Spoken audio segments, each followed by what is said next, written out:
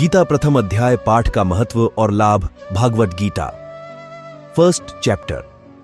गीता में भगवान श्री कृष्ण ने रणभूमि में अर्जुन को जो ज्ञान दिया था वह गीता में बताया गया है।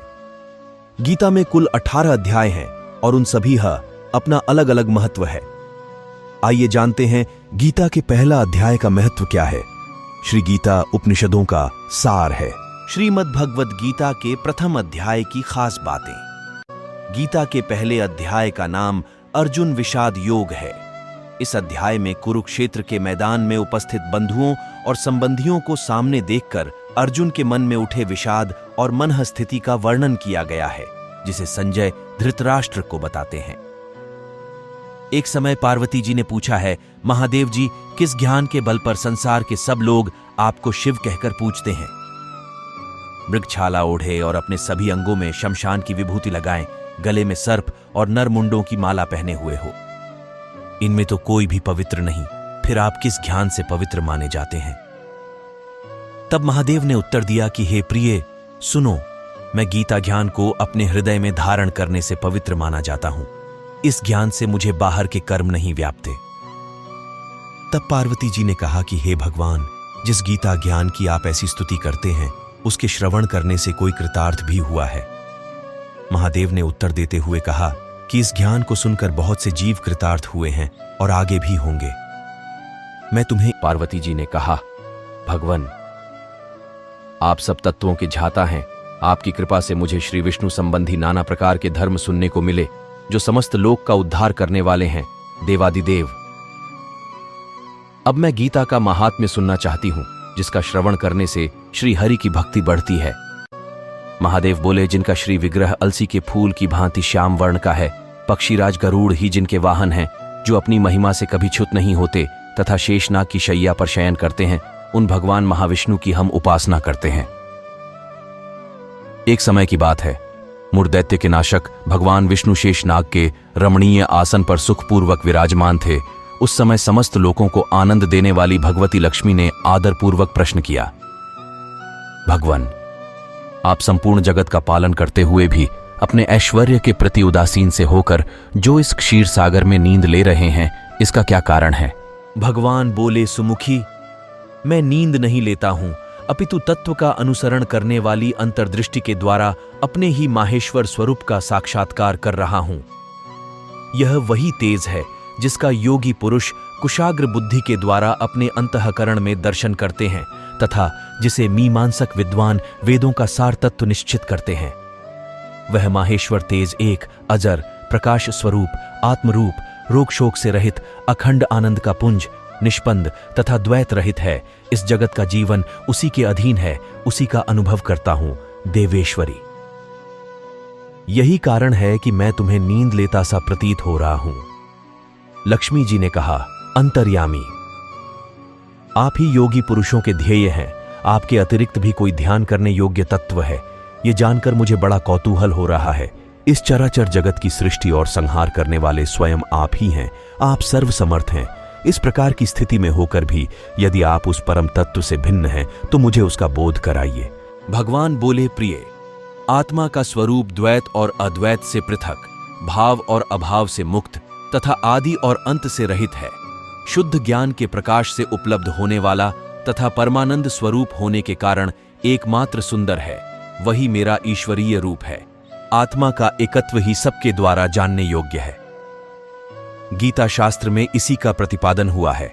अमित तेजस्वी भगवान विष्णु के ये वचन सुनकर लक्ष्मी देवी ने शंका उपस्थित करते हुए कहा, भगवान, यदि आपका स्वरूप स्वयं परमानंदमय और मन वाणी की पहुंच के बाहर है तो गीता कैसे उसका बोध कराती है?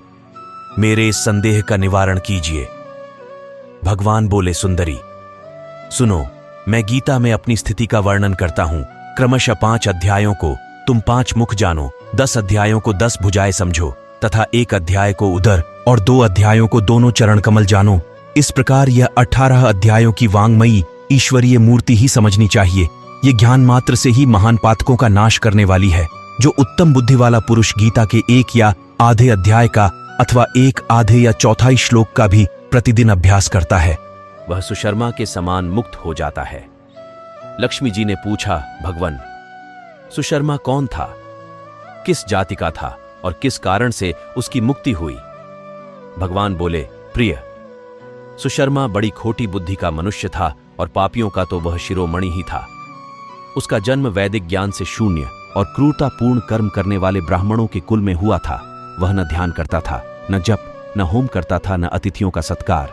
वह मूढ़ होने के कारण सदा विषयों के सेवन में ही लगा रहता था। हल जोतता और पत्ते बेचकर जीविका चलाता था। उसे मदिरा पीने का व्यसन था तथा वह मांस भी खाया करता था। इस प्रकार उसने अपने जीवन का दीर्घकाल व्यतीत कर दिया। एक दिन मूढ़ बुद्धि सुशर्मा पत्ते लाने के लिए किसी आरशी की वाटिका में घूम रहा था। इसी बीच में काल रूपधारी काले सांप ने उसे डंस लिया। सुशर्मा की मृत्यु हो गई। तदनंतर वह अनेक नरकों में जा वहां की यातनाएं भोगकर मृत्युलोक में लौट आया और वहां बोझ ढोने वाला बैल हुआ। उस समय किसी पंगु ने अपने जीवन को आराम से व्यतीत करने के लिए उसे खरीद लिया। बैल ने अपनी पीठ पर पंगु का भार ढोते हुए बड़े कष्ट से 7-8 वर्ष बिताए। एक दिन पंगु ने किसी ऊंचे स्थान पर बहुत देर तक बड़ी तेजी के साथ उस बैल को घुमाया। इससे वह थककर बड़े वेग से पृथ्वी पर गिरा और मूर्छित हो गया। उस समय वहां कुतूहलवश आकृष्ट हो बहुत से लोग एकत्रित हो गए। उस जन समुदाय में से किसी पुण्यात्मा व्यक्ति ने उस बैल का कल्याण करने के लिए उसे अपना पुण्य दान किया। तत्पश्चात कुछ दूसरे लोगों ने भी अपने अपने पुण्यों को याद करके उन्हें उसके लिए दान किया। उस भीड़ में एक वेश्या भी खड़ी थी। उसे अपने पुण्य का पता नहीं था, तो भी उसने लोगों की देखा देखी उस बैल के लिए कुछ त्याग किया। तदनंतर यमराज के दूत उस मरे हुए प्राणी को पहले यमपुरी में ले गए। वहां ये विचार कर कि यह वेश्या के दिए हुए पुण्य से पुण्यवान हो गया है, उसे छोड़ दिया गया। फिर वह भूलोक में आकर उत्तम कुल और शील वाले ब्राह्मणों के घर में उत्पन्न हुआ। उस समय भी उसे अपने पूर्व जन्म की बातों का स्मरण बना रहा। बहुत दिनों के बाद अपने अज्ञान को दूर करने वाले कल्याण तत्व का जिज्ञासु होकर वह उस वेश्या के पास गया और उसके दान की बात बतलाते हुए उसने पूछा, तुमने कौन सा पुण्य दान किया था? वेश्या ने उत्तर दिया, वह पिंजरे में बैठा हुआ तोता प्रतिदिन कुछ पढ़ता है, उससे मेरा अंतःकरण पवित्र हो गया है। उसी का पुण्य मैंने तुम्हारे लिए दान किया था। इसके बाद उन दोनों ने तोते से पूछा। तब उस तोते ने अपने पूर्व जन्म का स्मरण करके प्राचीन इतिहास कहना आरंभ किया।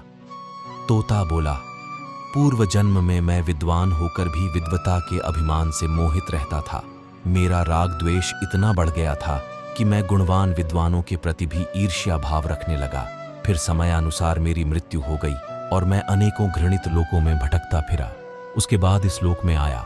सद्गुरु की अत्यंत निंदा करने के कारण तोते के कुल में मेरा जन्म हुआ। पापी होने के कारण छोटी अवस्था में ही मेरा माता पिता से वियोग हो गया। एक दिन मैं ग्रीष्म ऋतु में तपे मार्ग पर पड़ा था। वहां से कुछ श्रेष्ठ मुनि मुझे उठा लाए और महात्माओं के आश्रय में आश्रम के भीतर एक पिंजरे में उन्होंने मुझे डाल दिया। वहीं मुझे पढ़ाया गया। राशियों के बालक बड़े आदर के साथ गीता के प्रथम अध्याय का अध्ययन करते थे। उन्हीं से सुनकर मैं भी बार बार पाठ करने लगा।